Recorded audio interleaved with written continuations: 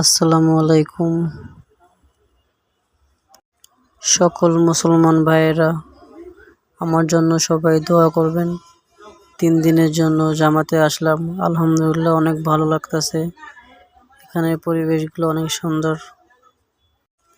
সবাই আমার জন্য দোয়া করবেন, আমি যেন আল্লাহর দ্বীনের পথে ভালোভাবে চলতে পারি, সবাইকে নামাজের দাওয়াত দিতে পারি, আল্লাহ তাআলার দ্বীনের উপর নবী পাক সাল্লাল্লাহু আলাইহি সাল্লামের সুন্নত মোতাবেক ভাবে চলতে পারি। আমিন।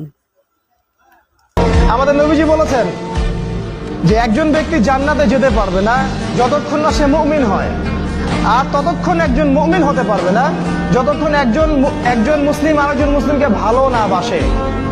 তিনি বলছেন, আমি কি তোমাদেরকে জানিয়ে দেব, আলা আদুল্লুকুম বিশাইইন, এমন কিছু তোমাদেরকে জানিয়ে দিব যেটার দ্বারা তোমরা একে অপরকে ভালোবাসতে পারবে। সাহাবীরা বলেন, জানিয়ে দিন ইয়া রাসূলুল্লাহ। তিনি বলেন, তোমরা সালামের প্রচার করো, খালি সালাম দাও, মানুষকে সালাম দাও। সালামটুকু দেন, ভাই ভাই মহব্বত হয়ে যাবে।